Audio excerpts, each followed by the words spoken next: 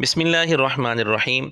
इस्लाम में मस्जिद का तक़द्दुस और एहतराम एक ऐसी चीज़ है जो रोज़ रोशन की तरह बिल्कुल वाज़ेह है। सही मुस्लिम हदीस नंबर 1528 नबी पाक सल्लल्लाहु अलैहि वसल्लम का इरशाद है, अहब्बुल बिलाद इलल्लाहि मसाजिदुहा, यानी अल्लाह ताला के नज़दीक तमाम जगहों में सबसे ज़्यादा पसंदीदा जगहें मसाजिद हैं। मसाजिद के मुताल्लिक़ कुरान और सुन्नत में जो अहकाम और हिदायत दी गई हैं उनमें से चंद एक आपके सामने पेश की जाती हैं। सुनन अबी दाऊद हदीस नंबर 455 अम्मी आयशा रज़ी अल्लाह तआला अन्हा फरमाती हैं, रसूलुल्लाह सल्लल्लाहु अलैहि वसल्लम ने घर और महल्ला में मस्जिदें बनाने, उन्हें पाक साफ़ रखने और खुशबू से बसाने का हुक्म दिया है। ये हदीस जामे तिरमिज़ी 594 नंबर और मिशकात में 717 नंबर में मौजूद है। इस हदीस से मालूम हुआ कि नबी पाक सल्लल्लाहु अलैहि वसल्लम ने मसाजिद के मुतालिक ये खुसूसी ताकीद फरमाई है कि उनको पाक साफ़ रखा जाए। एक और हदीस भी सुन लीजिए, सही मुस्लिम हदीस नंबर 661।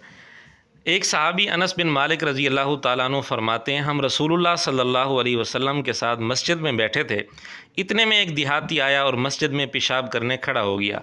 सहाबा ने फरमाया, ठहर जा, यानी उसको रोका।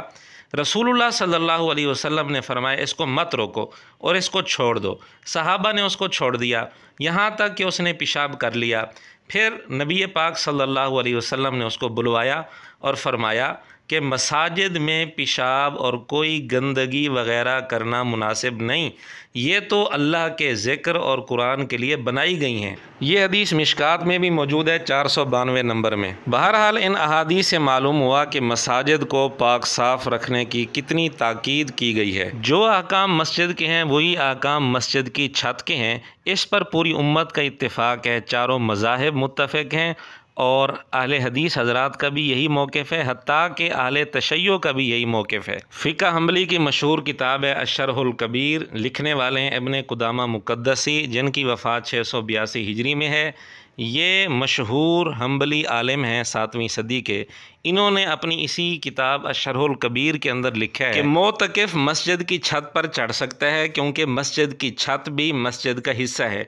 इसीलिए जुम्बी आदमी यानी जिस पर गुस्ल फ़र्ज़ हो उसके लिए मस्जिद की छत में ठहरना मना है।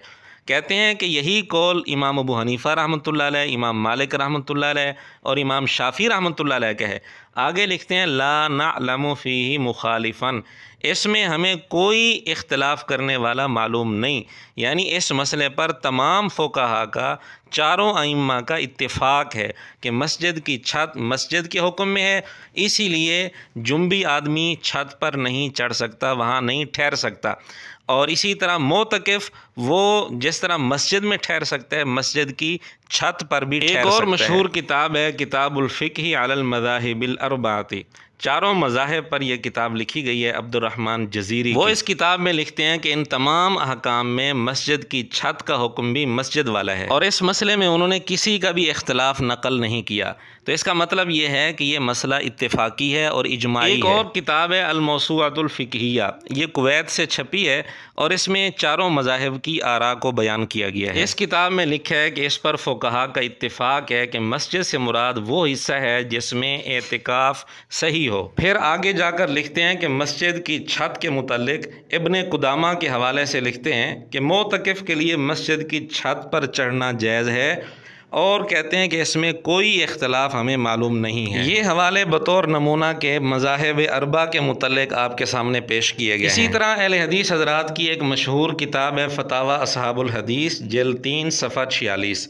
उसमें एक सवाल का जवाब देते हुए लिखते हैं, मस्जिद की छत चूँकि उसका हिस्सा होती है, इसलिए बीवी बच्चों की रिहाइश के लिए छत वगैरह को भी इस्तेमाल नहीं करना चाहिए। और अहले तशय्यो में सिस्तानी का नाम बड़ा मशहूर है, जिसकी अहमियत मिर्ज़ा ख़ुद भी बयान करता रहता है।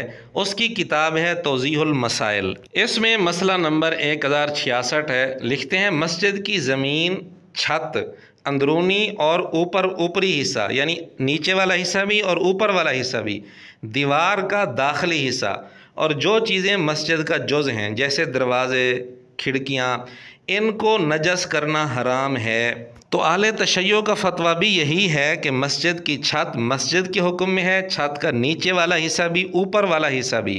جس طرح مسجد کو ناپاک کرنا حرام ہے، اسی طرح مسجد کی چھت پر بھی یہی حکم جاری ہوگا۔ بہرحال ان حوالوں سے یہ بات بالکل واضح ہوگی کہ یہ مسئلہ اجماعی ہے کہ مسجد کی چھت مسجد کے حکم میں ہے، اس لیے جس طرح مسجد میں لیٹرین بنانا بالکل حرام ہے، اسی طرح مسجد کی چھت پر بھی لیٹرین بنانا بالکل حرام ہے۔ اور جو مسئلہ اجماع سے ثابت ہو جائے اس کے لیے الگ دلیل کی ضرورت نہیں ہوتی، یہ بات خود مرزا بھی تسلیم کرتا ہے۔ لیکن اس سے پہلے میں ایک اصولی بات سمجھا دوں سب کو، جو میں اکثر بات کرتا ہوں کہ دلیل اس وقت چاہیے ہوتی ہے جب آپ کسی ایسی بات کو کلیم کر رہے ہوں جس کے اوپر اختلاف پایا جاتا ہو۔